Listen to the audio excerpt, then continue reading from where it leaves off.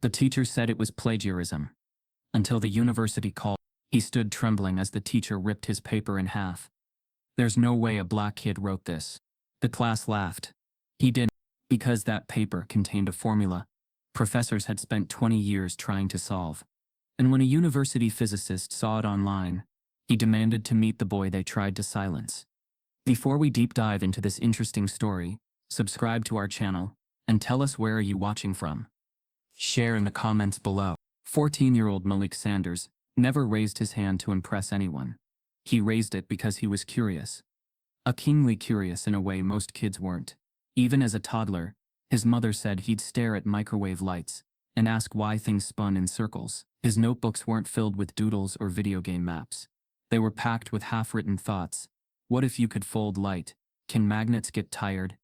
If gravity is invisible, how do we really know it exists? His teachers never quite knew what to do with him. Some nodded politely and moved on. A few praised his questions but kept calling on other students. But in Mrs. Ellen Whitaker's 8th grade science class, questions like Malik's didn't earn praise. They earned silence. It was a gray Tuesday morning in March. Snow still lined the sidewalks outside Fairwood Middle School, in upstate New York, but spring break was around the corner, and the classroom was already restless. Mrs. Whitaker stood at the front of the room, her wiry gray hair pulled back into a tight bun, tapping a piece of chalk against the whiteboard like it owed her money. "We've just covered electromagnetic fields," she said, turning to face the class. "Any questions before we move on?" Malik's hand went up. It wasn't abrupt or dramatic, just a quiet lift, as if he were asking permission to breathe. Several students snickered. Bryce Hollander, the blonde star of the math team, leaned over to his friend and whispered, "Here comes Genius Boy again." Mrs. Whitaker paused, blinking slowly. "Yes, Malik." He hesitated, then spoke. "If magnetic fields can pass through walls, could we ever map how much resistance the field encounters? Like, track the energy change across different materials, even if we don't see it?" A few students blinked. Others looked down, not sure what he was even asking. Bryce laughed under his breath. Mrs. Whitaker's eyes narrowed, lips tightening into a forced smile. "That's not really a question relevant to today's lesson. Maybe stick to what we're covering, okay?" Malik nodded, sinking slightly into his seat. But he added softly, "It just reminded me of this article I read about the Ashton drift. It's like a gap in magnetoresistance models that nobody's figured out, right?" Mrs. Whitaker's chalk snapped in her hand. "The Ashton drift," she said flatly. "Malik, that's not something we're going to waste class time on. That's a 20-year-old theory no one cares about anymore. And quite frankly, you're nowhere near qualified to even understand it, let alone solve it." A heavy silence dropped over the classroom. She wasn't done. "Why don't you focus on questions your brain can actually handle?"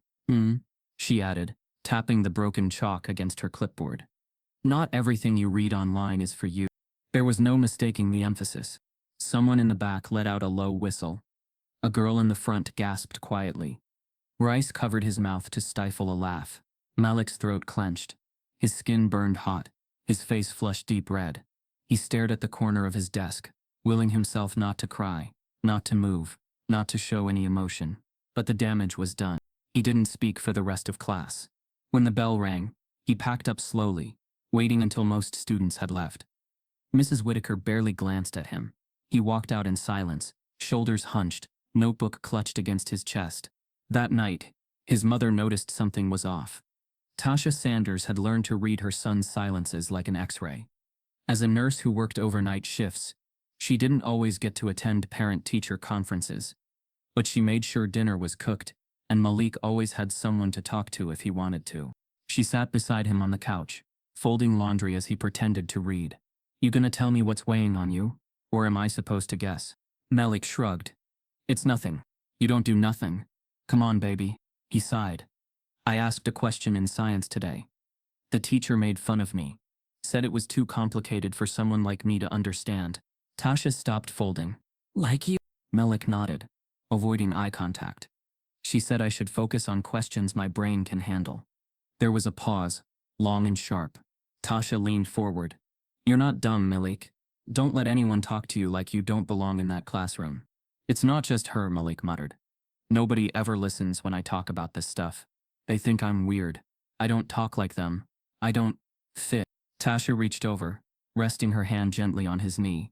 You think the people who change the world ever fit? Malik didn't respond. He stared ahead, lost in his own embarrassment. Tasha stood, walked to her room, and came back with a small box. Inside was a faded photo of a young black man in a lab coat. Your grandfather, she said. He worked at a research lab in Atlanta. You know what his boss used to call him? The janitor who talks too much. You think that stopped him? Malik stared at the photo, studying the man's eyes.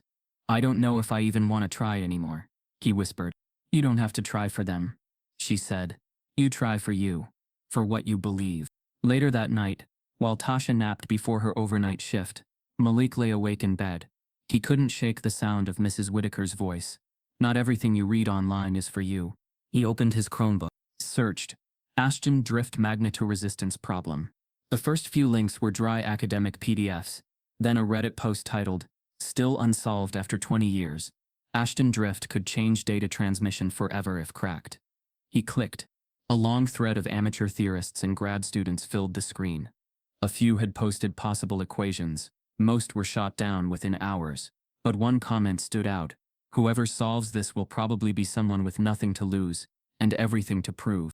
Malik opened his notebook, drew a rough sketch of the wave pattern Mrs. Whitaker had taught them that day, crossed it out, tried another angle, then another. He didn't know why the insult had cut so deep. Maybe it was because she didn't just question the question, she questioned who he was allowed to be. He stayed up until 2:30 a.m., scribbling equations by flashlight under his blanket. By morning he had 3 pages of notes, none of which made total sense yet. But something about it felt like a door had cracked open. Mrs. Whitaker had called it a stupid question, but something inside Malik, something deeper than ego or pride, refused to let go of it. Something told him the question might have been the smartest thing he'd ever said. And without telling anyone, not even his mother, Malik began hunting for an answer that had eluded the world's greatest minds for 2 decades. The glow of Malik's laptop was the only light in his bedroom. The faint hum of the heater filled the silence as snow flurries brushed against the window. It was past midnight, and the house was asleep. But Malik wasn't.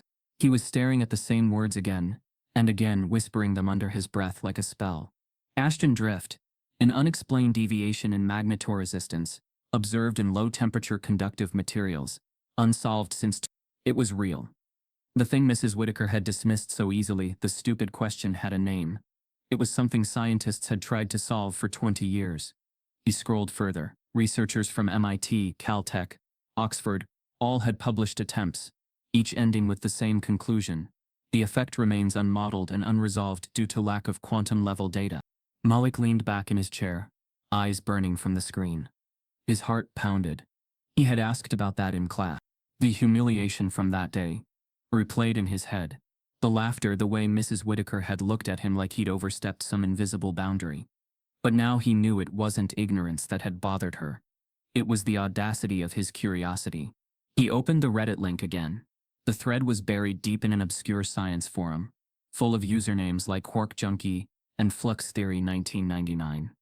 The post title read, Ashton Drift Revisited. 20 years later, are we missing something obvious? Malik scrolled through hundreds of comments. Most were incomprehensible to a middle schooler, filled with dense math symbols and jargon. But buried among them were hints, questions. People debating whether the drift was a miscalculation, an illusion, or a new form of energy loss. He didn't understand everything, but he understood enough to be dangerous. Every day after school, he went back to that forum, at first just to read, then, quietly, to comment, using a throwaway username, MS Quantum Kid. He started asking small questions about magnetic fields, about conduction loss, about quantum resistance thresholds. To his surprise, people answered. A user named Driftwatcher responded to one of his posts. Interesting observation. That's the first time I've seen someone connect electron spin asymmetry to phase variance in this context. You might be onto something, kid. That line stayed in Malik's head all day. You might be onto something. He didn't tell anyone at school. Not after what had happened. In class he sat quietly, taking notes, answering only when called upon. Mrs. Whitaker had stopped addressing him altogether. When she walked past his desk, she pretended not to see him. Instead, she called on Bryce Hollander for every example. every demonstration. Bryce was sharp, but he was the type who needed to be seen being sharp. Malik had no such luxury. Once during lab practice, Bryce spilled a small cup of copper filings and muttered under his breath, "Careful, Malik, don't want to magnetize your brain again." Laughter followed. Malik smiled faintly, pretending it didn't sting. But later, when everyone else had left the classroom, he stayed behind, staring at the experiment setup. A bar magnet, iron filings, a simple circuit. He touched the magnet gently and whispered, "You don't care who's holding you, do you?" Then he gathered his things and left quietly. At home, his room had turned into a tiny research cave, textbooks from the library stacked against the wall, his notebook pages covered in equations, arrows, and underlines. The smell of pencil lead and printer ink filled the air. Weekends disappeared into the sound of typing, note-taking, and the faint crackle of YouTube lectures from physicists he barely understood. He'd pause, rewind, replay. Every few hours he'd stand and pace, muttering to himself. Tasha noticed. "You're up again?" she asked one Saturday at dawn, stepping into his room with a cup of coffee. "You slept, what, 2 hours?" Malik didn't look up. "I'm fine. You're working on something, huh?" "Yeah." "What kind of something?" He hesitated. "Science stuff. I'm just trying to understand something." Tasha looked at his walls, the scribbles, the papers taped up, a diagram of magnetic field lines drawn in black marker. "You sure this is healthy, baby?" "I have to figure it out," he said softly. "Figure what out?" He hesitated again, afraid to sound foolish. "Something my teacher said I couldn't." Tasha looked at him for a long moment. She saw the determination in his eyes, the same look her father used to have before a big presentation. "Then make her regret saying it," she said quietly, "but take care of yourself while you do." By Monday, Malik had stopped raising his hand in class entirely. Mrs. Whitaker didn't seem to notice, or maybe she did, and felt relieved. "Excellent point, Bryce," she said one day, after Bryce repeated something Malik had once said weeks earlier. "You've really been thinking critically about these concepts." Malik stared at his desk. He wanted to be angry. But more than that, he wanted to be right. That night, he found an old PDF uploaded by a retired engineer. It described the original Ashton drift experiment, conducted in a small Massachusetts lab in two. At the bottom of the file was a scanned table of data, raw voltage readings, that fluctuated irregularly. The author had written, "No known explanation for phase variance. Possibly equipment interference." Malik read it 5 times. Then he opened a spreadsheet and began plotting the numbers. The variance didn't look random. It pulsed, like a rhythm. Every third reading showed a tiny oscillation that shouldn't have been there. He thought of something his teacher had said earlier in the semester. Patterns are the universe's way of leaving breadcrumbs for those who listen. Maybe she'd never meant it for him, but he was listening anyway. He started calculating field resistance, thermal drift, and current strength ratios using values from free simulation tools online. He noticed that if the experiment's environment had even a small magnetic interference, say, the Earth's field slightly off-center, it could create what looked like an unresolvable drift. It wasn't random. It was predictable. His pencil flew across the page. By 3 a.m., his notebook was a mess of crossed-out math and sudden breakthroughs. His hands were shaking from adrenaline and exhaustion. He felt like he was chasing a shadow, one that didn't want to be caught. The next day at school, his body was there but his mind wasn't. Mrs. Whitaker called on him once, almost out of habit. "Malik, you want to add anything?" He looked up blankly. "No, ma'am." Her eyebrow arched slightly, as if surprised he didn't want attention. But then she smiled faintly. "Good. Stay focused." Bryce smirked. "Guess he's learned his lesson." The class laughed again. Malik said nothing. But when he got home, he opened his notebook and whispered to himself, "They don't know what lesson I'm learning." Days turned into weeks. By early April, his notebooks were full page after page of equations, patterns, sketches of waveforms and magnetic diagrams. He didn't even notice the weather changing outside. Every night he got closer. Every night he found something new, something that didn't fit, then did. And yet something strange began to happen. When he plotted one of the datasets, a faint curve appeared in the graph that resembled a human fingerprint. It was impossible. It was just random noise.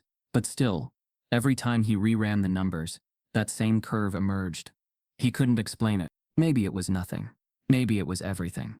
He closed his eyes, imagining Mrs. Whitaker's face if she ever saw this. Would she even believe it? Would she say it was luck? A fluke? He didn't care anymore. He only cared that the numbers didn't lie. Tasha knocked gently that night, peeking in. You okay, baby? Yeah, he said, eyes fixed on his paper. Eat something, okay? You've been staring at that notebook for hours. Almost done, he murmured. She sighed. Whatever it is, I hope it's worth the sleep you're losing. It will be, he said softly. When she left, he looked back down at his notes and froze. A simple rearrangement of his last formula revealed something terrifyingly elegant. The missing term that solved the Aston drift wasn't in the magnetic resistance itself. It was in the observer's measurement. The drift wasn't external at all. It was the interaction between field and perception. He felt his skin prickle. It was like staring into the universe's private mirror and realizing it was staring back. He sat there, heart pounding, the weight of discovery pressing down on him. Then his pencil slipped, leaving a dark line across the page. He looked at it and realized it wasn't a mistake. It connected two variables that no one had ever thought to link. Malik's breath caught. He whispered, "This can't be right." He double-checked the math. It held. Triple-checked. It still held. And as he stared at that line, that connection, that impossible revelation, a chill ran through his entire body. Malik had just written the formula that could explain the Ashton drift, and something about it felt alive, as if the mystery wasn't done with him yet. By the time spring finally broke through the stubborn grip of winter, Malik Sanders had changed. On the outside he looked the same, quiet, lanky, low-fade haircut, clothes a little too big like he was still growing into them. But something in his eyes had shifted. They didn't dart around the classroom anymore. They stayed focused, steady, sharpened. He no longer sought permission to be curious. He knew what he knew, and he knew Mrs. Whitaker didn't want him to show it. Weeks had passed since he'd stayed up that night, sketching the formula, his answer to the Ashton drift. He had double-checked it, tested variables with free software, even posted fragments anonymously on the Reddit thread. The response was minimal. A few skeptical comments, a few intrigued ones, but no one outright dismissed it. No one laughed. At school, though, nothing had changed. At least, not on the surface. Mrs. Whitaker still avoided calling on him. If Malik raised his hand, which he rarely did anymore, her eyes would flick past him like he wasn't even there. Bryce Hollander had practically taken over the class spotlight, praised constantly for reciting facts he barely understood. Malik didn't care. Not anymore. He was waiting. Then, one Monday morning, the moment came. It was the last 5 minutes of class, the day before a big unit test. Mrs. Whitaker stood at the front with her usual air of brittle impatience, flipping through her lesson notes. "All right," she said, tapping the whiteboard with a dry erase marker. "Bonus question time. No grade impact. Just for fun. Let's see who's been thinking." The class perked up. Bonus questions were where Whitaker got smug, where she flexed. She wrote it slowly. If a magnetic field passes through multiple mediums with different resistances, why might the final output show variance beyond the expected range, even in a vacuum? The room went quiet. Even Bryce blinked. "It doesn't make sense," someone whispered. Mrs. Whitaker crossed her arms, lips curled into a faint smirk. "Any takers?" No one moved, until a slow rustling from the far side of the room. A hand raised. "Malik!" The class reacted immediately. Chuckles. Whispers. One kid said under his breath, "Here we go again." Mrs. Whitaker's smile faded. "Malik," she said, tone thick with warning. "This is advanced. Are you sure you want to?" "I'd like to try," he interrupted. His voice was calm, unshaken. Eve. Mrs. Whitaker sighed, as though he were a chore. "Fine. Go ahead." But Malik didn't just answer. He stood up, walked deliberately to the whiteboard, took the marker from her hand. Their eyes met for a brief second. She flinched. He didn't. In the center of the board, he drew a simple diagram, 3 rectangles, labeled A, B, and C, each representing a different material. Then he drew a magnetic field line passing through them. He added a dotted wave overlaying the field, then wrote a clean, compact equation beneath it. It was a simplified version of his formula, one that didn't include the observer-based variable, but was close enough to point in the right direction. Then, without turning around, he began speaking. When a magnetic field moves through materials with varying resistances, the expected output assumes that each medium reacts in isolation. But that's not what happens. The field accumulates interaction memory, A distortion not just from the materials, but from the system itself. The classroom was dead silent. "You're saying the field remembers?" Bryce asked, scoffing. Malik turned to face him. "Not remembers. It resonates. Like echo. Think of it like heat stored in the environment. Except it's wave tension stored in the field." Bryce frowned. "That's not in any textbook." "Neither is the Ashton drift," Malik replied, evenly. Mrs. Whitaker's brow twitched. Her arms tightened. "All right," she said sharply. "Thank you, Malik. That's, interesting. But a bit outside the scope of what we're learning." "But it's correct," Malik said softly, without arrogance. "The variance in output doesn't come from material resistance. It comes from compounded resonance. That's why even in a vacuum, you still get deviation. Because the field carries disturbance forward." A girl in the front whispered, "That's kind of genius." Mrs. Whitaker's face turned a shade paler. "Let's not confuse speculation with scientific principle." Malik capped the marker. "You said who's been thinking." "I thought about it." He walked back to his seat. And for the first time all year, the classroom didn't laugh. They stared, some in disbelief, some with curiosity, one or two with awe. Bryce looked like someone had taken his trophy. Mrs. Whitaker didn't speak for the rest of class. She shuffled her papers mechanically, eyes not meeting anyone else's. When the bell rang, students filed out more slowly than usual. Malik packed up last. As he walked past her desk, she stopped him. "Malik," she said quietly, "where did you read that formula?" He didn't stop moving. "I didn't read it." Mrs. Whitaker blinked. "You're saying you came up with it?" He met her gaze. Calm. Steady. "I did." She said nothing. Only nodded once. Dismissively. But her fingers gripped her clipboard with white-knuckled tension. That evening, as the last sunlight disappeared behind the horizon, Mrs. Whitaker sat at her dining room table, glasses perched low on her nose, a mug of stale coffee beside her. She stared at a copy of Malik's formula she had scribbled on a napkin, when she thought no one was watching. She didn't understand all of it, but part of it felt familiar. Dangerously so. She pulled out a dusty box from under her side cabinet.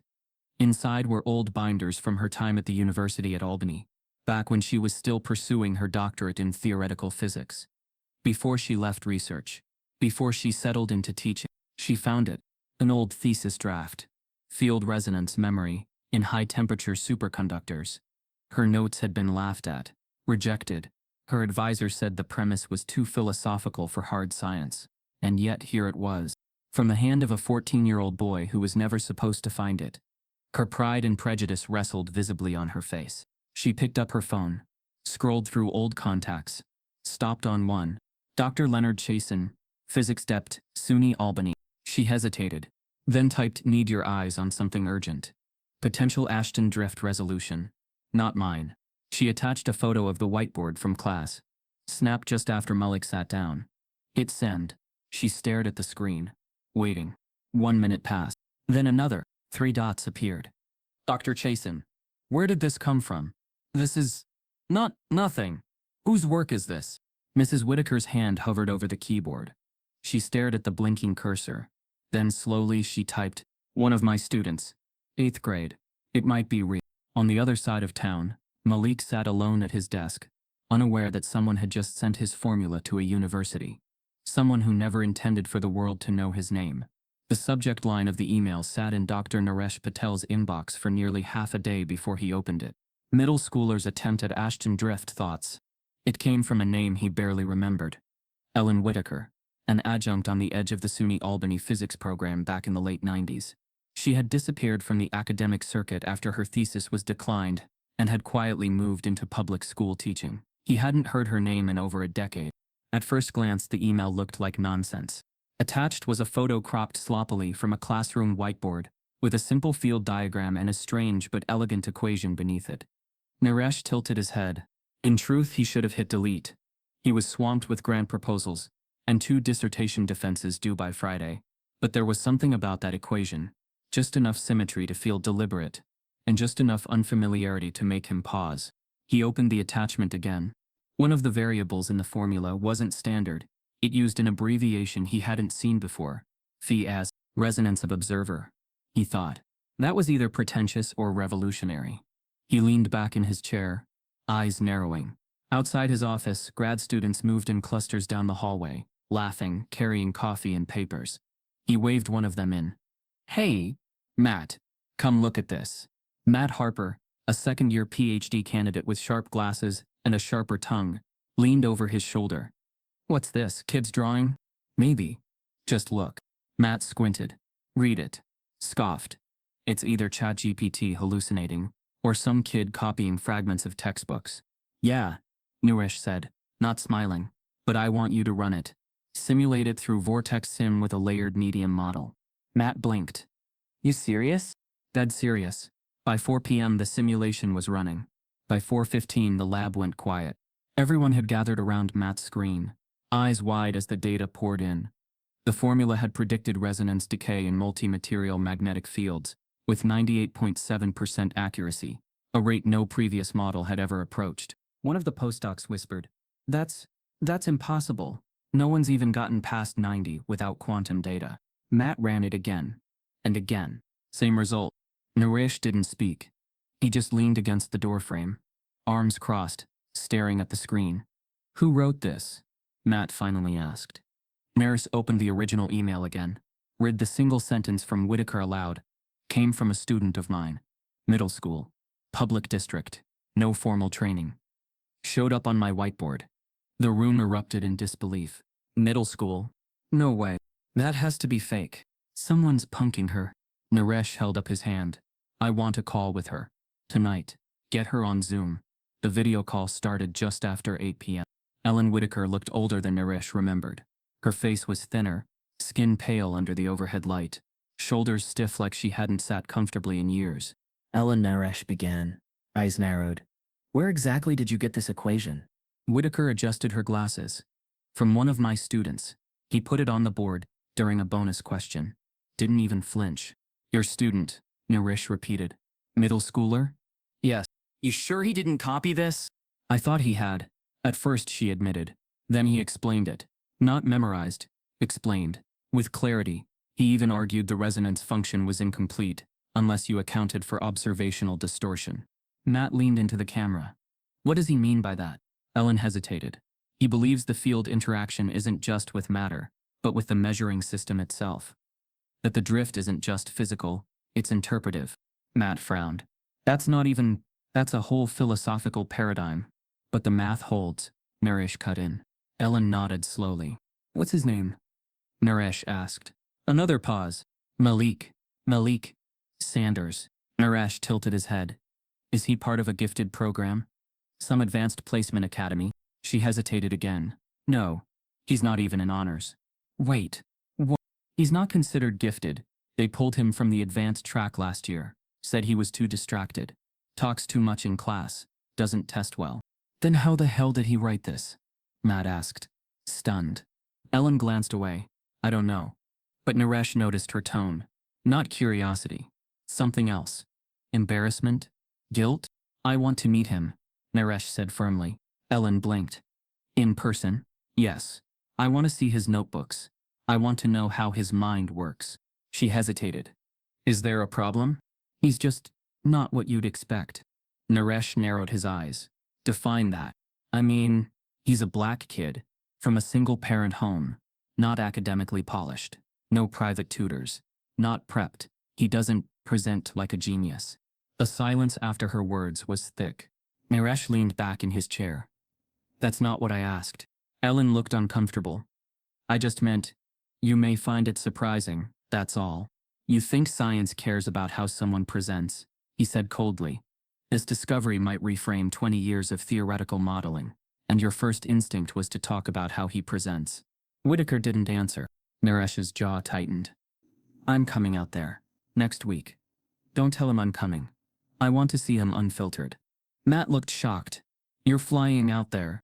I'm not letting another overlooked genius get erased by academic gatekeeping. Ellen shifted, clearly unsettled. Send me everything, Naresh said. Every note. Every scrap. I want to see the raw data, not your interpretation of it.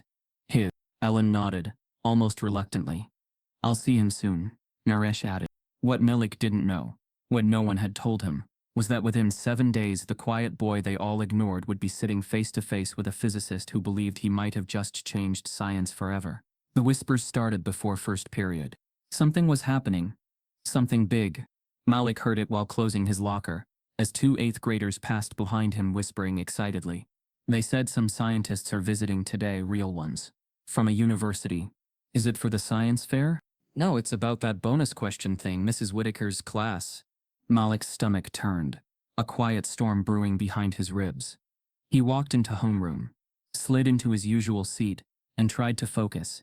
But every hallway conversation, every side glance, felt like it carried a secret he wasn't being told. When he stepped into science class, Mrs. Whitaker was already at the board, her face tight with a practiced smile. "Morning, class," she said, overly formal. "We'll have a slightly different schedule today. I'll be working with a few guests later this morning, and some of you will be helping present a group project." "Group project?" Malik raised his hand. "Yes, Malik." Her voice was calm. Too calm. "Is this about the Ashton drift equation?" Mrs. Whitaker's smile froze. "We're simply sharing some class findings with visitors from SUNY Albany. It's a collaborative showcase, not a competition." Collaborative. Malik felt his spine stiffen. Before he could ask more, the classroom door opened, and Principal Delaney stepped in. Tall, balding, and always smiling like someone running for office. He clapped his hands together. "Good morning, scholars. Just a heads up, select students will be pulled for academic testing in about 20 minutes. We appreciate your flexibility." 20 minutes later, Malik's name was on that list. The testing room was actually the old art storage closet, on the 2nd floor, a broken whiteboard, a single desk, and no test in sight. Just Malik, and silence. He sat for 10 minutes, then 20. He tapped his pencil, glancing at the clock. The tick of each second grew louder. He knew they were hiding him. He stood up and quietly opened the door, peered down the hallway. Empty. He stepped out and walked slowly, carefully, down the stairs toward the science wing. The closer he got, the more he heard voices. Footsteps, laughter that didn't belong to middle schoolers. He turned the corner, and stopped. Through the narrow window of the science lab, he saw them. 4 adults in suits and coats. One of them was brown-skinned, with glasses and neatly combed hair. Dr. Naresh Patel. He was smiling politely, nodding as Mrs. Whitaker pointed to a set of slides on the projector. Diagrams. Equations. His diagrams. At the front of the room, Bryce Hollander stood next to her, nervously reading from a note card. As you can see, the class modeled resonance behavior using basic EM principles, building on previous discussions around low-temperature materials. The others nodded, intrigued. Malik felt his throat tighten. They were stealing it, packaging his work as some classroom project. And they'd locked him in a closet to make sure he wouldn't say a word. A hand tugged gently at his sleeve. He turned. Amber Rodriguez. Quiet, observant, the only student who'd ever really smiled at him in class. "I saw them send you to the storage room," she whispered. "You didn't do anything wrong. I thought you should know. They're calling it a class discovery." Malik blinked, trying not to let the heat rise behind his eyes. "I just thought you deserved to be in there," Amber added. Then after a pause, "You should go." He didn't move right away. Then he did. The door creaked as Malik entered the room. Heads turned. Bryce stopped reading.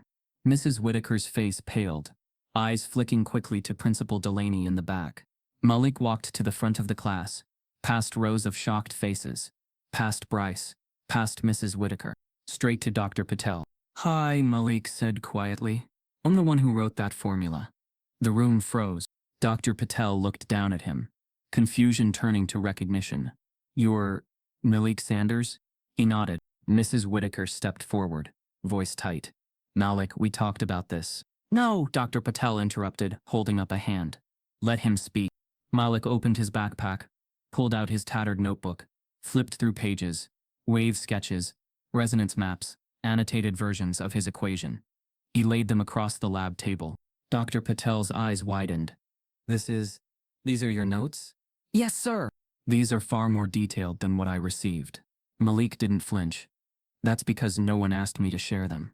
Silence fell like a dropped curtain. Dr. Patel picked up the notebook, studying the page with the resonance distortion variable.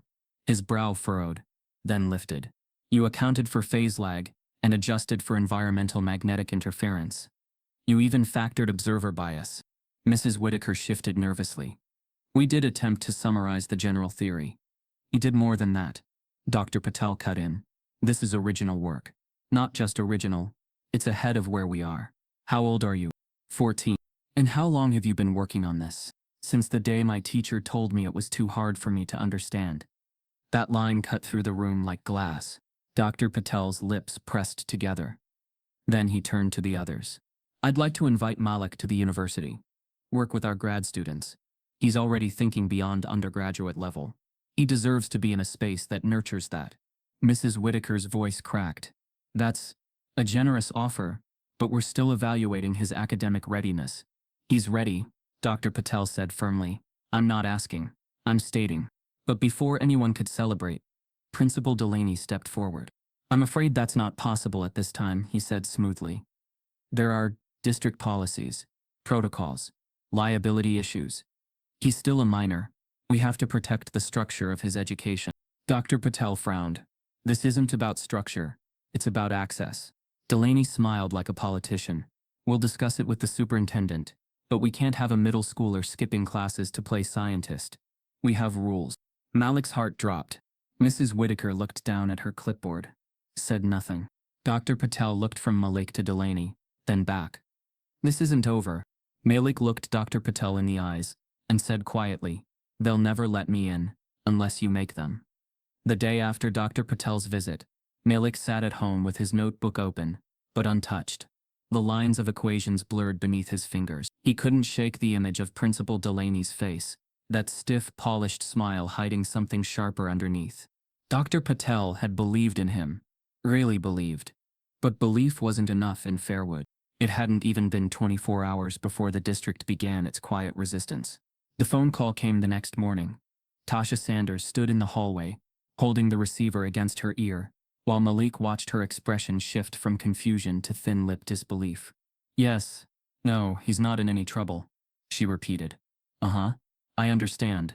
But, I'm sorry, why would he need clearance for a Zoom call? Malik heard every word. When she hung up, she sat down slowly beside him. They're not letting you take the call from school, she said. They said it's outside academic scope. He blinked. But it's just a call. They say it sets a precedent. She looked him in the eyes. That it might distract from structured learning pathways. Malik didn't need a dictionary to understand what that meant.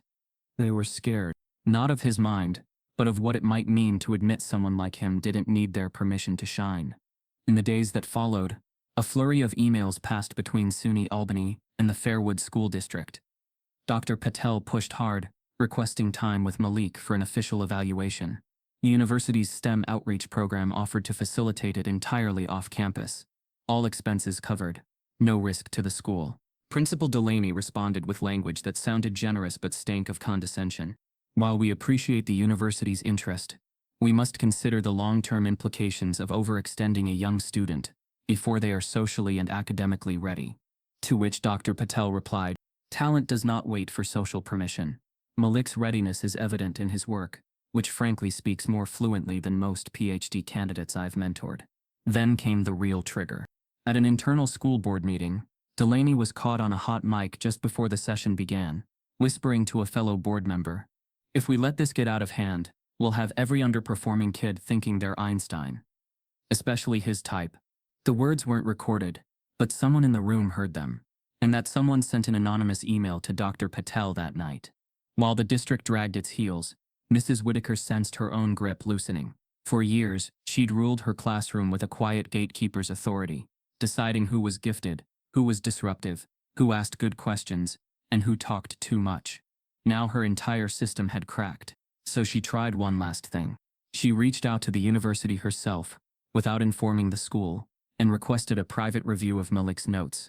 There is no harm in independently verifying that the work is truly original. Her email read. What she didn't say, what she didn't need to, was that she suspected Malik had copied the formula. She framed it as academic diligence. But her tone was clear. The concepts are highly advanced. There's always a possibility he's reproducing someone else's work without understanding it. Dr. Patel didn't respond. Instead, the head of SUNY Albany's theoretical physics division did. Dr. Yvonne Letts. She was not known for small talk. Her email was brief. We'll ask him ourselves. Schedule the call. I want to hear it from the boy. The Zoom meeting was scheduled for a Saturday afternoon. Tasha set up her laptop in the kitchen, wiping the table twice before Malik even sat down. You sure you're ready? She asked him, brushing his shoulders like he was about to go on stage.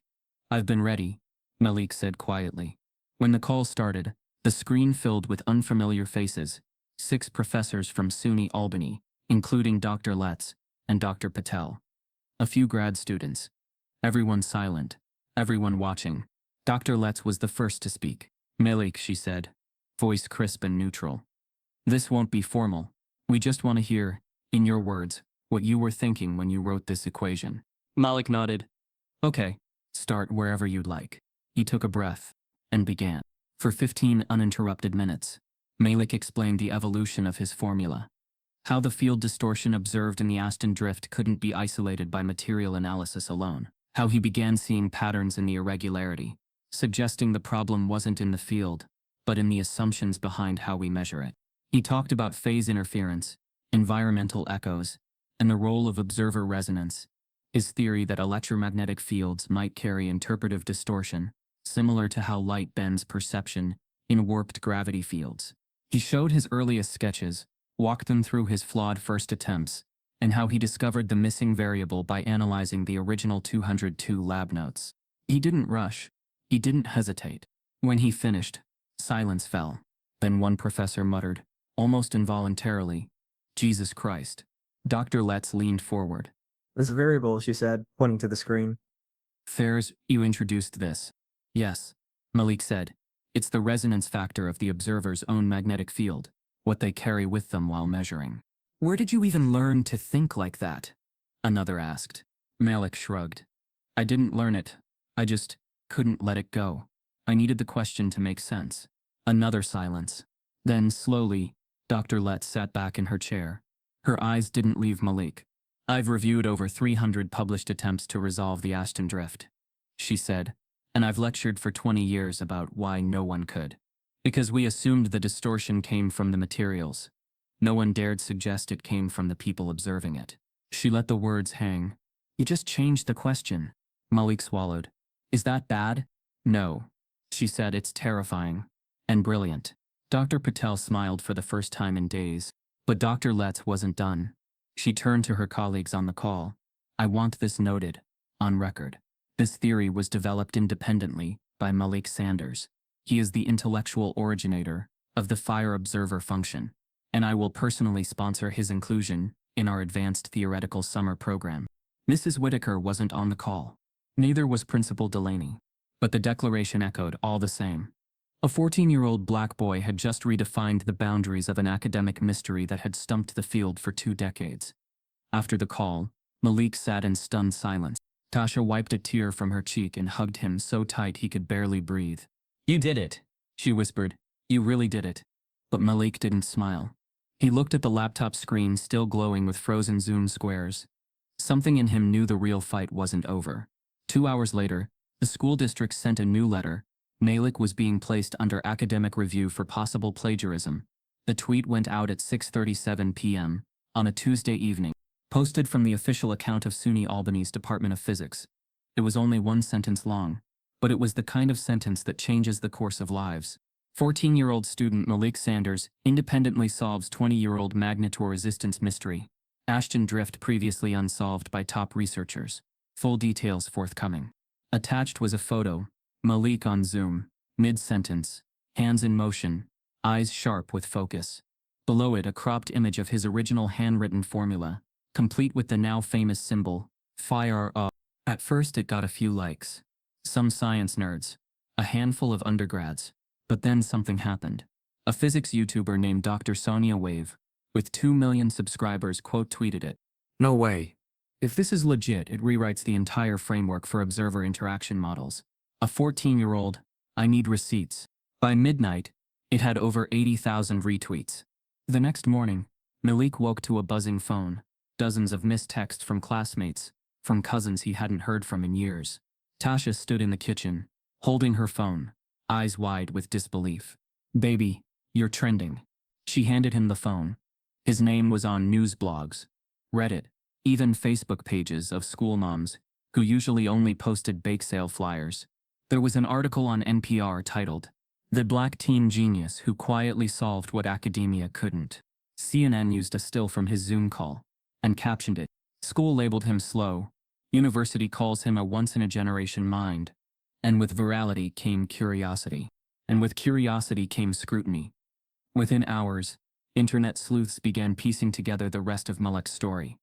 An anonymous post appeared on Reddit, recounting a classroom moment weeks earlier, a teacher mocking Malik for asking a stupid question about magnets. That was all it took. A classmate anonymously leaked a blurry video taken during that exact moment. It had been recorded on a phone under the desk. The audio was shaky, but clear enough. Mrs. Whitaker's voice, "Why don't you focus on questions your brain can actually handle?" Students laughing. Malik's voice, "Oh, okay." The clip exploded. It landed on TikTok, Twitter, and eventually national news segments. Outrage followed fast and loud. By Thursday, Malik Sanders was the #1 trending hashtag in the US. Public opinion split wide open. Some called him a prodigy, a symbol of overlooked brilliance. Others turned it political, debating race, gifted education, and the quiet biases built into classrooms. Educators began tweeting in support. This is what happens when we dismiss black brilliance as disruptive. Malik's story is all too familiar. Curious kids being punished for being extraordinary. And with every new share, every reposted clip, the question grew louder. Who was Mrs. Whitaker? Journalists reached out to the school. Emails flooded the district office. A reporter from The Atlantic even flew in to do a feature on Malik. But the school wasn't celebrating. They were scrambling. Inside the district office, Principal Delaney sat at the center of an emergency PR meeting. "We need to respond," the superintendent said. "Silence makes us complicit." Delaney cleared his throat. "Let's not overcorrect." The student was clearly very bright. But this reaction is disproportionate. The internet doesn't know the full context. What context justifies humiliating a kid for being smart? "No one said he was humiliated," Delaney said, his tone tight. "That's a media narrative." The PR consultant suggested something softer. "Hold a school-wide assembly. Let the student speak. Frame it as an inspirational moment. We shift the focus to resilience, not conflict." Delaney didn't like it, but he didn't have a choice. Malik got the invitation in a sealed envelope. Tasha read it first. "I don't trust them," she muttered. "This smells like cleanup." Malik read the note quietly. The assembly was scheduled for Monday morning. They wanted him to share his scientific journey with the student body. The word apology wasn't mentioned once. He folded the paper slowly. "I'll do it," he said. Tasha looked at him. "But I'm not doing it for them." That weekend, Malik worked on what he'd say. Not a speech, exactly, but a story. His story, the real one. He didn't write it to make people feel better. He wrote it so they'd understand what it cost him to be right. Monday morning. The auditorium was packed. Teachers, students, news crews. Malik sat backstage with his hands folded in his lap. The curtains swayed gently from the overhead fans. His heart beat steady, but not soft, not afraid. On stage, Principal Delaney gave a brief diplomatic introduction. "Today we're proud to honor one of our own, a bright young scientist who reminded us all that learning never stops. Let's hear it for Malik Sanders." Polite applause. Malik walked out slowly, shoulders relaxed, wearing the same hoodie he'd worn the day Mrs. Whitaker had called him slow. He stood at the mic. He looked out across the crowd. Then he looked left, where the teachers sat in the front row, and instead of turning back to the students, he spoke directly to them. "When I was 6," Malik began, "I asked my daycare teacher if fire could exist in space. She laughed and told me to draw a picture instead. I still remember that moment, not because I got it wrong, but because I stopped asking questions for a while after that." The teachers shifted in their seats. "When I asked about magnets and fields in the school, I was told the question was too much for me, that I should stick to what I could handle." He turned slowly, facing Mrs. Whitaker. She didn't meet his eyes. "The truth is, I almost believed you," Malik said. "I almost believed I was asking too much, that my curiosity was a flaw." He paused. "But then I realized something. The problem isn't the question, it's who's allowed to ask it." The auditorium went quiet. "You teach us facts, but sometimes you teach us something more dangerous. Who gets to matter? Who's allowed to be curious? Who's allowed to be wrong, and still called smart?" He took a step forward. "I solved a physics mystery. Not because I'm a genius, but because I refuse to believe I wasn't allowed to be one. Gasps from the students. Murmurs from the press. He leaned slightly into the mic. If you want to inspire kids like me, don't wait until the world's watching. As Malik stepped back from the mic, a ripple of stunned silence swept the room. Then slowly, a single teacher stood up, and it wasn't Mrs. Whitaker. The moment Malik stepped back from the mic, the auditorium changed. For a full beat the room was frozen. No applause, no shuffling, just the stunned, breathless quiet that only truth could summon. Then from the far right side of the teacher's row, someone stood. It wasn't Mrs. Whitaker. It was Mr. Caldwell, a history teacher with salt and pepper hair and a reputation for speaking only when it mattered. He rose slowly, placed one hand on his heart, and began to clap. It was slow, measured, deep. Then others followed. By the third clap, half the student body was on its feet. Cheers erupted, drowning out everything else. The moment swallowed the auditorium like a rising tide. But the front row told a different story. Mrs. Whitaker stared straight ahead, unmoving. Principal Delaney gave a tight, uncomfortable smile, clapping politely with the stiffness of a man, hoping the cameras weren't catching his discomfort. One teacher, arms crossed, refused to clap at all. Malik didn't wait for a standing ovation. He walked off stage quietly and returned to the hallway behind the curtains, where his mother waited, wiping her eyes with a napkin. "You just gave those grown folks a sermon they'll never forget," Tasha whispered, pulling him into a hug. He let himself rest there for a moment, her heartbeat steady against his cheek. But deep down, he felt it. The speech was only the beginning. The video of Malik's talk was uploaded by a student within minutes. By lunchtime it had over 800,000 views. By dinner, 3 million. Twitter called him the Quiet Revolution.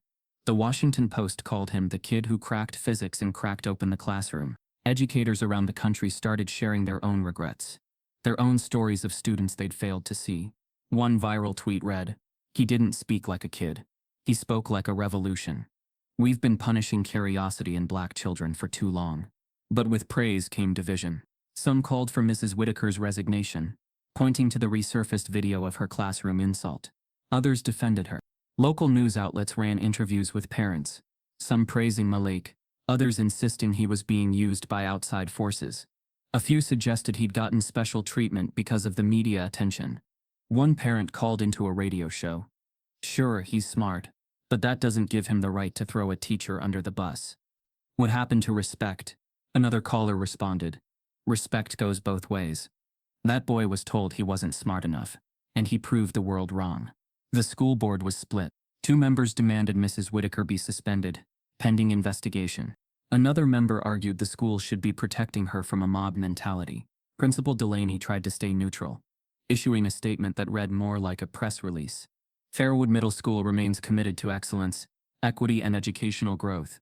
We recognize the importance of honoring all student voices, and we support an ongoing review of all classroom practices." But Malik wasn't reading press releases. He was back at home, curled over his notebook again, this time outlining a mentorship program he wanted to build. One where kids like him, too smart, too curious, too different, could ask anything and never be mocked for it. Tasha brought him tea and kissed the top of his head. "You okay, baby?" "I'm not mad," he said. "I'm just tired." She nodded. "Truth'll do that to you." That night, around 10:30 p.m., his inbox pinged. The email had no subject, no name. The message read, "Be careful what you say. Genius or not, you still belong in your place." He stared at it for a long time, then read it again. It didn't say anything explicit, no direct threat, but the tone was heavy, familiar, the kind of tone that didn't have to be violent to be dangerous. Tasha came into his room moments later and saw the look on his face. "What is it?" He handed her the laptop. She read it, then closed the screen slowly. "I'm calling the school." "It's not from the school," he said. I don't care. You're getting security on your email. And your name is too public now. "They're not going to scare you into silence." But something deeper than fear moved through Malik that night. It was the realization that no amount of brilliance protected you from being seen as a threat, especially when your brilliance shined in places it wasn't expected. The next day, something even worse happened. A link appeared on a private parent Facebook group. The post was titled, "The Truth About Malik Sanders." It claimed to have access to confidential academic records, proving that Malik had a history of disciplinary infractions, poor test scores, and even suspicions of cheating on multiple assignments. The records were fake. The dates were wrong. The formatting didn't match actual district reports. But they looked real. And within hours, the link was circulating through Twitter, WhatsApp parent chains, and even emailed anonymously to local journalists. One reporter reached out to SUNY Albany for comment. Dr. Patel's reply was immediate and fierce. These allegations are baseless, fabricated, and offensive. Mr. Sanders' originality and integrity have been verified by our faculty. Attempts to discredit him speak to the very systemic patterns of suppression his work now symbolizes. But damage, once sparked, spreads faster than facts. The next morning, Malik walked into school and felt the shift. Students whispering again, not with awe but with confusion. Some avoided eye contact. Others smirked like they knew something. Bryce Hollander walked past him in the hall, nudged his shoulder, and said under his breath, "Guess even prodigies gotta cheat sometimes." Malik said nothing. He went to class, sat down, opened his notebook, but when he lifted his pencil to continue sketching the idea for his mentorship program, his hand wouldn't stop shaking. That afternoon, Tasha stormed into the principal's office, holding printed screenshots of the leaked records. "I want to know who released this," she said, voice like stone, "and I want to know what you're doing to fix it." Principal Delaney tried to look surprised. "We're investigating the source, but I assure you these didn't come from our records. They're fake. You let this happen," she snapped. "You humiliated my son, and now that he's proven you wrong, someone's trying to destroy him. I understand your frustration. But, no, you don't," she cut in. "Because if it were your son being threatened and slandered, there'd be a full lockdown and legal team involved by now. Instead, we get silence." Delaney swallowed hard. "We'll get to the bottom of this," he said quietly. Tasha leaned over his desk. "You better, because if I find out this was someone inside this school, you'll be hearing from more than just me." At home, Malik sat on the porch as the sky darkened over Fairwood. His notebook was in his lap, but he wasn't writing. His eyes were locked on the horizon. Amber Rodriguez walked up from the sidewalk, holding a manila envelope. "I brought you something," she said. He looked up. She handed him the envelope. Inside were dozens of handwritten notes from classmates. Simple messages. Some messy, some short. All handwritten. "Thanks for making it okay to be smart. I wanted to ask questions but I never did until you did. I hope they never shut you up."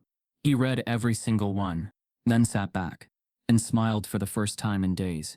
But across town, someone was preparing a legal motion to remove Malik from the school altogether, citing incompatibility with the educational environment. It started with a Reddit thread titled, "You seriously believe a 14-year-old solved Ashton Drift?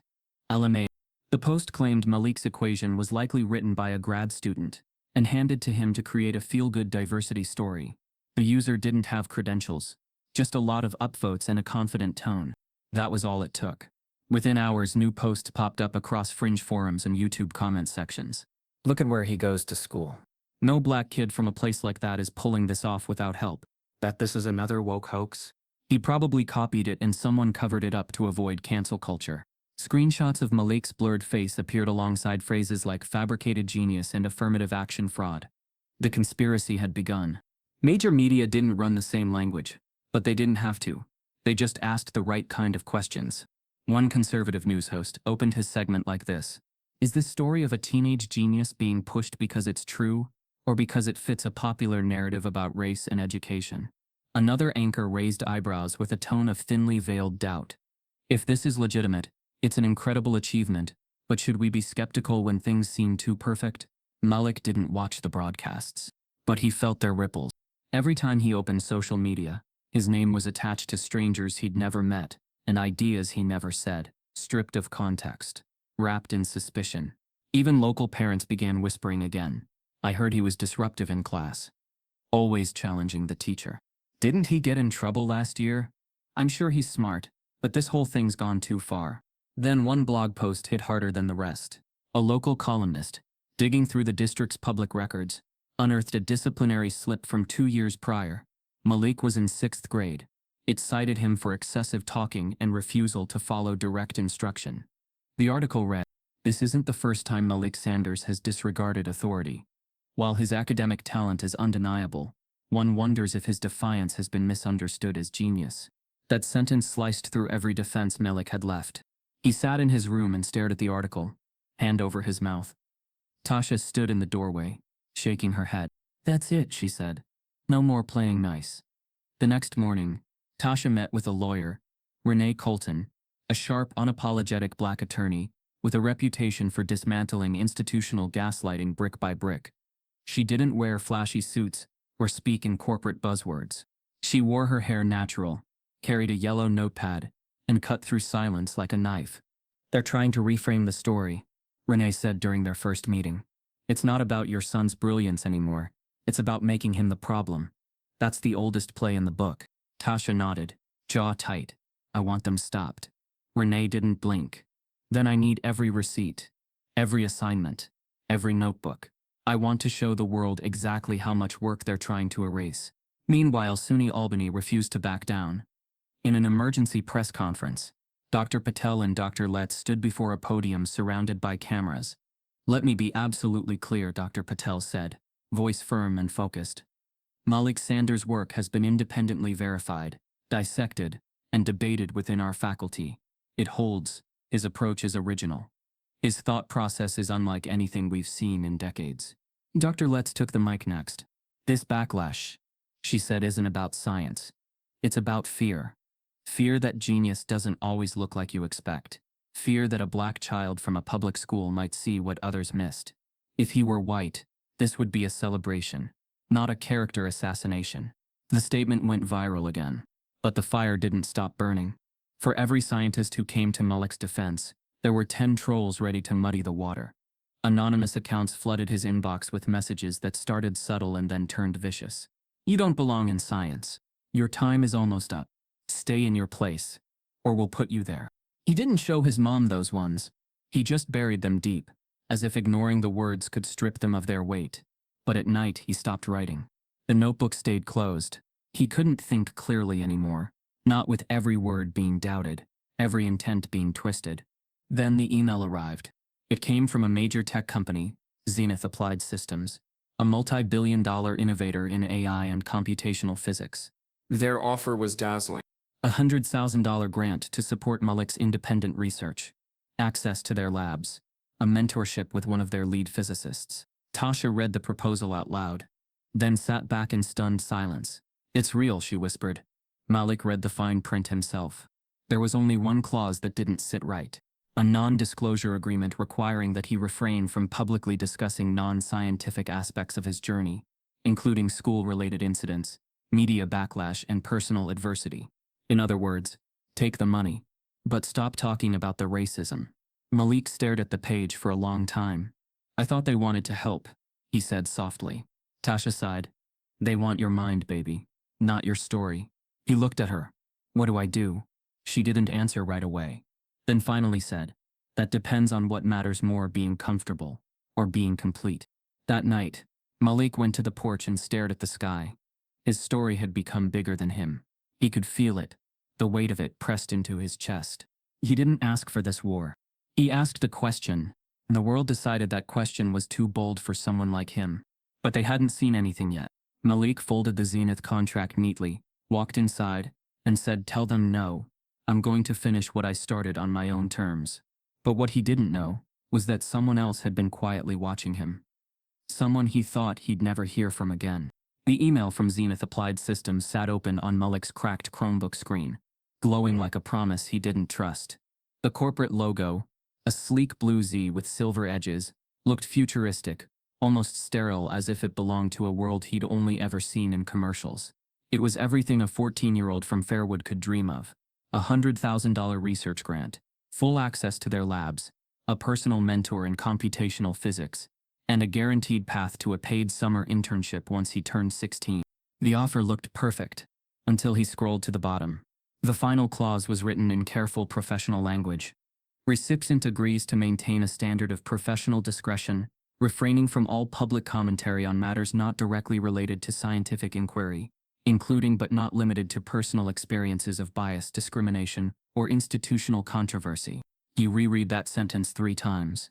They weren't asking him to stop doing science. They were asking him to stop telling the truth. When Tasha came home from her shift that evening, Malik was still sitting at the kitchen table, the email pulled up, untouched. The only sound was the quiet hum of the refrigerator and the muffled voices of a TV from the apartment next door. "You gonna tell me what that face means?" she asked, setting her purse down. He turned the screen toward her. "They offered me $100,000. Her jaw dropped. "For real?" He nodded. She scrolled through the message, eyes widening at the zeros. "Baby, this could change everything.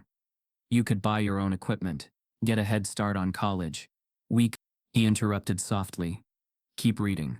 Her voice trailed off as she reached the last paragraph. She read it twice, slower the second time.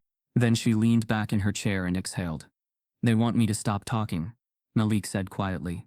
"Stop mentioning what happened at school, or how they treated me. Just do the science. Smile for the cameras." Tasha rubbed her temples. "Of course they do. That's how this game works." He frowned. "What game?"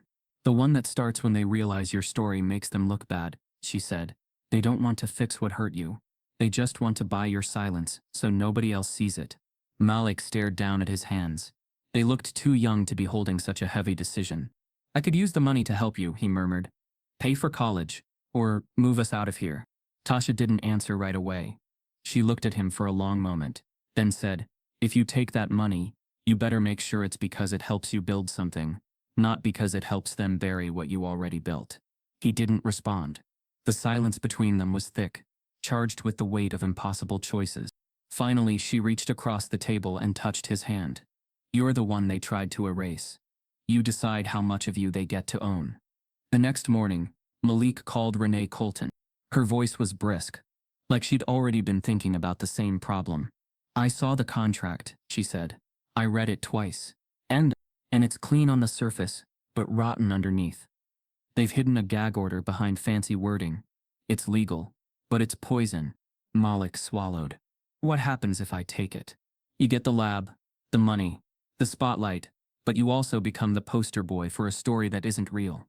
They'll say, 'Look how far we've come,' while you sit in silence about what almost broke you." He hesitated. "You think I should say no?" "I think," she said carefully, "that the truth is worth more than $100,000. But it's also the harder road, and you're 14. You shouldn't have to make this kind of choice alone." "I'm not alone," he said quietly. "I've got my mom, and now I've got you." Renee smiled faintly through the phone. "Then make the right noise, Malik. Not the quiet one." 2 days later, the school held a press conference in the gymnasium to celebrate the Zenith offer. Cameras filled the bleachers. Reporters shuffled in. Principal Delaney stood at the podium, smiling like a man who had just found a golden ticket. "Today," he began, "we gather to celebrate the exceptional talent of one of our brightest students, Mr. Malik Sanders. His brilliance is a testament to the power of public education, perseverance, and the spirit of Fairwood Middle School." Malik sat on the side of the stage, expression unreadable. Mrs. Whitaker sat in the audience, hands folded in her lap, her face as pale as chalk. Dr. Patel was there too. Silent, uneasy, Delaney continued, "Thanks to Zenith Applied Systems, Malik will soon begin independent research funded by one of America's most respected companies. We couldn't be prouder." The cameras flashed. Then Malik stood. He walked to the podium, adjusted the mic, and said evenly, "Actually, I have an announcement." The room quieted. He looked straight into the cameras. "I'm turning down the offer." Murmurs rippled through the crowd. One reporter dropped her pen. Another whispered, "Is this a joke?" Delaney froze, smile fading. "Malik, maybe we should." He cut him off gently but firmly. "I can't accept money that asks me to be quiet about what happened to me, or to people like me." Gasps. "I won't pretend the problem is solved just because I solved an equation," he continued. "If they really believe in science, they'll believe in truth, and truth doesn't come with conditions." Dr. Patel smiled faintly in the back row. Renee, who had slipped in unnoticed, folded her arms and nodded. Malik stepped back from the podium and said, "You can't buy silence from someone who finally found his voice." The audience erupted, not in chaos but in something deeper, a wave of emotion. Half pride, half disbelief. Cameras flashed like lightning. That night, Malik trended again. Boy who said no. Science with soul. Truth over silence. He was invited on talk shows, podcasts, and news specials. His speech was replayed across networks. Celebrities reposted his words. But Malik stayed quiet that night. No interviews. No tweets. Just stillness. Tasha found him sitting on the back porch again. Hoodie pulled up, staring at the dark sky. "You sure you did the right thing?" she asked softly. He nodded. "Yeah." She smiled. "Then you did." He looked up at the stars. "I thought solving the problem was the hard part," he said. "But it's the people who scare me more than the math." Tasha sat beside him. "That's because math don't lie. People do." He exhaled slow. "So what now?" She shrugged. "Now you keep going. But maybe this time, someone's gonna notice for the right reasons." 3 days later, Malik received a letter in the mail. No sender listed. Just a thin cream envelope. Typewritten, folded neatly inside. It read, "Malik, I once stood where you stand now. Same district. Same walls that tried to shrink me. Your courage reminded me of something I buried long ago. Meet me at the old science lab on River Street. Tomorrow at 5. L. James." He stared at it for a long moment. Then whispered, "L. James." He remembered. The quiet janitor at school, the one who swept the halls after class, who always paused at the science posters, who smiled but rarely spoke. He'd thought Leroy James was just another face in the background. Turns out he might have been something more. Malik folded the letter, eyes wide with curiosity and disbelief. Somewhere deep inside, he already knew this meeting would change everything. Malik arrived at the old science lab on River Street a few minutes before 5. The building looked like it hadn't been touched in years. The windows were dusted with cobwebs, and the faded lettering above the door, "River Street Experimental Annex," hung at a crooked angle. He clutched the folded letter in his jacket pocket, his breath fogging faintly in the early evening chill. For a moment he thought maybe it had been a mistake.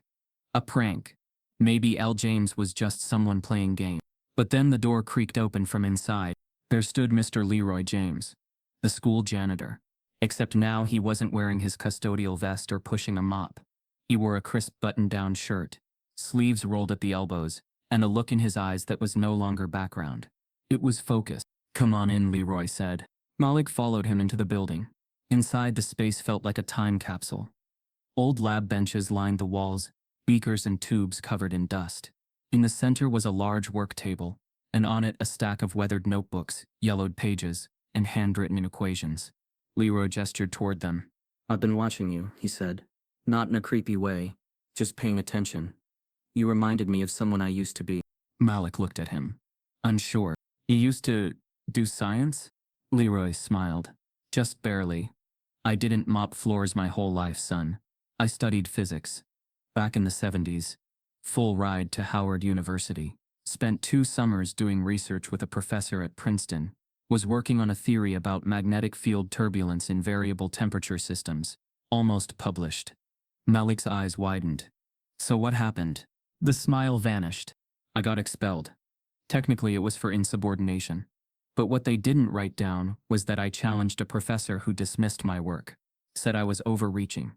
I told him the models he was using were outdated. He told me I had an attitude. A week later I was gone." "Just like that?" Malik asked, stunned. "They didn't have to prove anything," Leroy said. "Back then a black student questioning authority didn't need to be wrong, just loud." Malik felt his jaw tighten. The story felt painfully familiar. Too close. "I started working odd jobs," Leroy continued. "Tried to finish the work on my own, but without lab access, I couldn't test anything. Got blacklisted from most research programs. So I came back here. Been working as a janitor ever since." Malik stared at the notebooks on the table. The top page had hand-sketched field diagrams, primitive but surprisingly close to what he'd drawn himself. He flipped through another page and froze. "Wait, this looks like..." Leroy chuckled. "The beginning of your formula?" Yeah. "I recognized your variable structure the first time I saw it on that board." You already saw the answer." "No," Leroy said, shaking his head. "But I saw the path. You ran the last lap I never got to finish." Malik's throat tightened. They sat down together, side by side at the table. Leroy slowly walked Malik through the decades-old notes, each idea like a buried fossil. Some pages were incomplete. Others were full of notes crossed out in frustration. But the patterns were there. The seeds of Malik's breakthrough. "You were ahead of your time," Malik said quietly. Leroy smiled faintly. Or maybe just born at the wrong one. They sat in silence for a moment. Then Malik said, "You should have been recognized." "Too late for that." "No," Malik said. "It's not." The next day, Malik emailed Dr. Patel and Dr. Letts. The message was simple. "I want to add a co-presenter to the summit. Mr. Leroy James. He inspired parts of my theory, and the work he did deserves to be seen." Patel responded within the hour. "We're intrigued. Can he send over his notes?" Leroy hesitated when Malik asked him. "They won't take it seriously. I didn't finish anything. It's just scraps." "It's not scraps," Malik said. "It's foundation. You laid the groundwork. I just built on it." It took some convincing, but Leroy finally agreed. He digitized the notebooks, every brittle smudged page, and sent them off. 2 days later, Dr. Letts sent her reply. "The echoes of your work in Malik's theory are undeniable. We'd be honored to have you co-present." Leroy stared at the message for a long time. "They said honored," he whispered. "I've never heard that word used for me before." Malik smiled. "Get used to it." But not everyone was thrilled. When the announcement was made public that Leroy James, a janitor, would be co-presenting at a global science summit, Fairwood exploded with controversy. One local columnist wrote, "It's one thing to celebrate youthful brilliance, but elevating a janitor as co-author of an international presentation? Are we promoting merit, or just checking boxes?" A few staff members whispered openly in the halls. Now they're just handing out credibility to anyone with a sad story. Next thing you know, the lunch lady's gonna be leading NASA. Malik heard it. So did Leroy. But neither flinched. The week before the summit, Malik brought Leroy a brand new notebook. Hardbound, clean pages, crisp spine. He wrote a single sentence on the inside cover. "The story's not over." As the summit approached, Malik stood before his open suitcase, laying out the same hoodie he wore the day he was called slow. Beside it, Leroy adjusted the tie he hadn't worn in 20 years. Neither of them knew that their presentation would set off a ripple effect the world wasn't ready for. The jet engine hummed like a lullaby beneath Malik's feet. But his mind refused rest. Outside the cabin window, the Atlantic stretched into an endless night. Somewhere ahead, Geneva waited. So did the world. In the seat beside him, Leroy James sat with both hands folded on his lap, staring forward, like a man trying not to tremble. He was dressed sharp gray blazer, freshly pressed slacks, polished black shoes, but Malik had caught the way his hands shook when he tried to tie his own tie back at the airport. "You nervous?" Malik asked. Leroy smirked faintly. "Son, I haven't spoken in front of more than 3 people since Reagan was president. And that was just a church potluck." Malik smiled, then glanced down at what he was wearing. The same black hoodie he had on the day Mrs. Whitaker called him slow. He had almost left it in the closet, thinking it didn't fit the occasion, but something told him this was the moment to wear it again.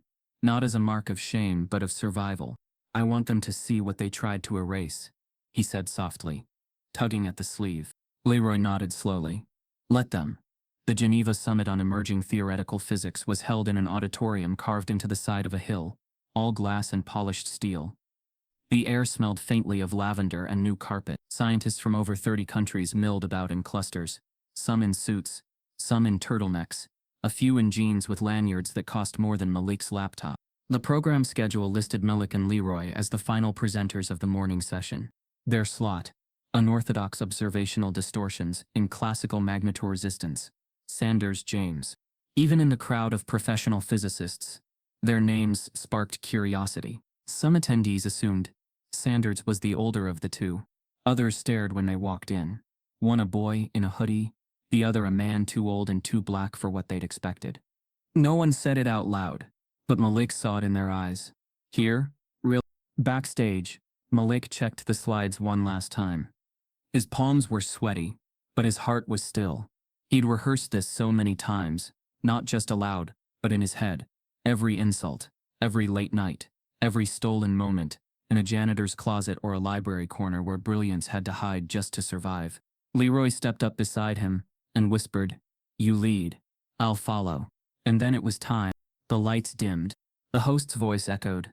"Our next presentation comes from a groundbreaking young mind, joined by a rediscovered one. Please welcome Malik Sanders and Leroy James." They walked on stage together. Malik in his hoodie, Leroy in his decades-old wisdom. A ripple of whispers. A few skeptical laughs. Then Malik clicked the first slide. The screen lit up with the original Ashton Drift anomaly graph, its 20-year riddle glaring back at the audience. 20 years ago, Malik began. This deviation in magnetoresistance stumped every model built to explain it. It was dismissed as noise, error, equipment failure. He clicked again. But what if it wasn't noise? He continued. What if it was the field, responding to us? He outlined the concept behind FARPS, the observer resonance distortion. As he spoke, he made eye contact with the crowd, not with arrogance but with clarity. Like someone who wasn't trying to impress, just reveal. Leroy followed with the history. This idea didn't come out of nowhere, he said. 40 years ago I had a version of this theory, unfinished, unsupported, because back then, if you looked like me and thought too loudly, they didn't just dismiss you, they erased you. He showed scanned pages of his notebooks, sketches, echoing Malik's equations. The overlap was undeniable. What we're presenting, Malik said, isn't just a resolution to a problem. It's a proof that brilliance doesn't have a look. Genius doesn't need permission. Silence. Then the room exploded. The standing ovation lasted longer than the presentation itself. Dozens of hands shot up for questions. A physicist from Berlin called it a paradigm shift. One from Seoul asked Malik if he had considered applying the theory to low-energy particle fields. He nodded and handed over a diagram from his notebook. You've already tested this? The man said, incredulous. Malik nodded again. At home, on simulation software. It's not complete yet, but the resonance curves are tracking. After the session, reporters swarmed them.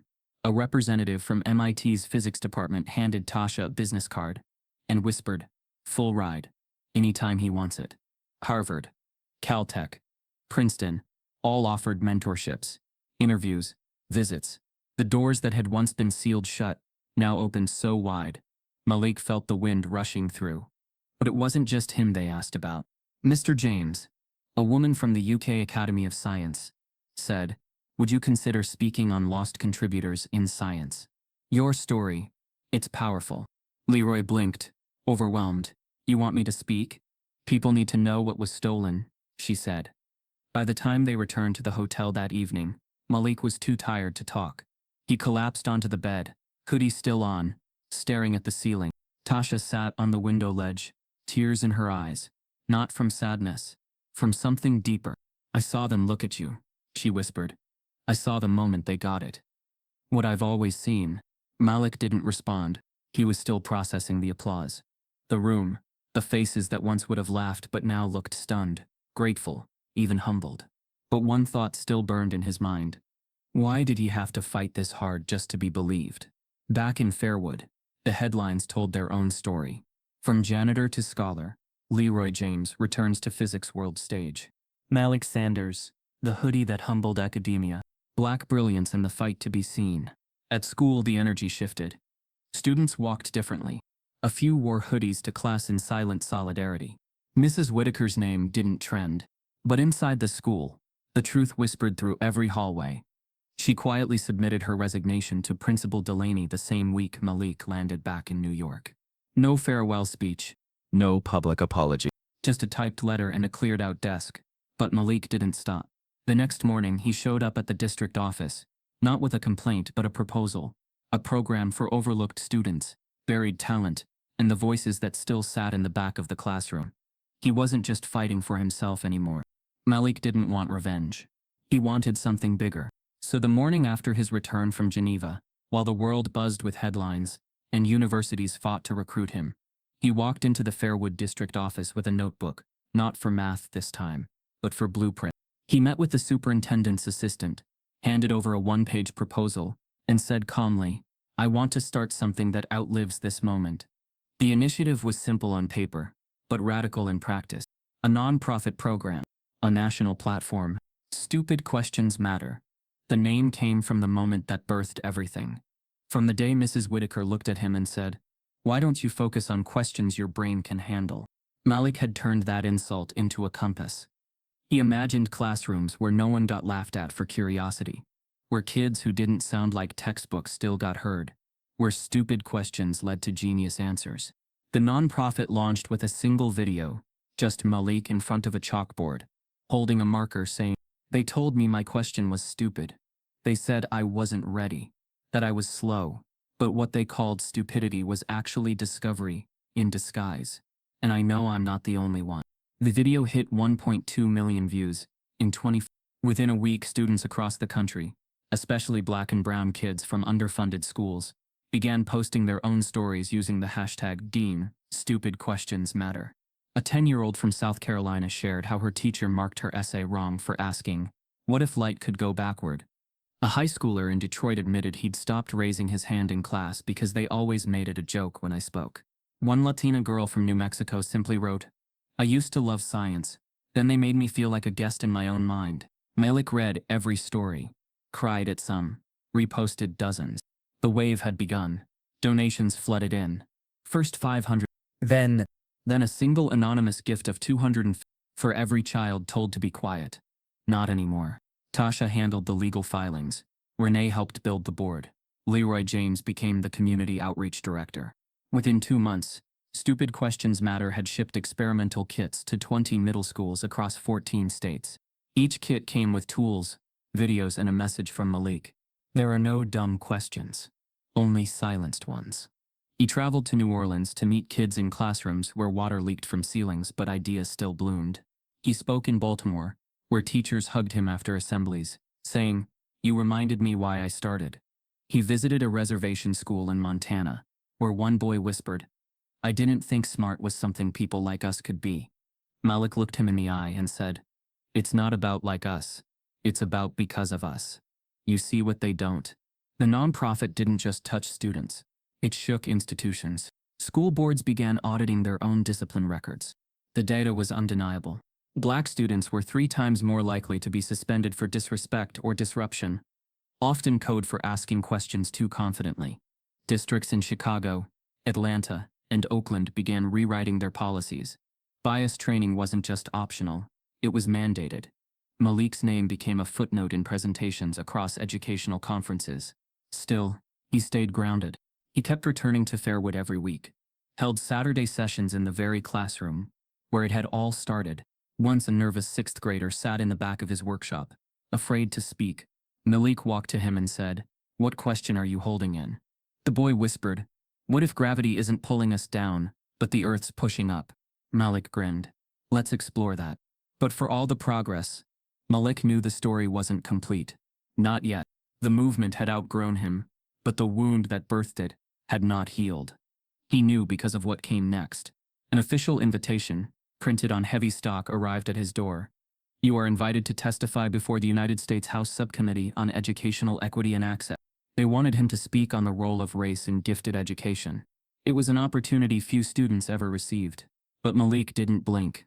He wrote his speech in 2 days, practiced it in the mirror, rehearsed it again with Leroy, who teared up halfway through and said, "You're about to tell them the thing they've been trying not to hear." Tasha booked their flights to D.C. Renee booked time with a public speaking coach, just in case. But Malik didn't need polish. He needed to be heard. The hearing room was cold and clinical, full of suits and screens. Politicians shuffled papers, aides whispered into phones. Malik sat at the witness table beside 2 university deans and a district superintendent who looked like he had never missed a round of golf in his life. They gave him 5 minutes to speak. He didn't waste a second. "Not here to talk about numbers," Malik began. "I'm here to talk about who gets to ask questions without being punished." He recounted the insult, the detour through disbelief that became discovery.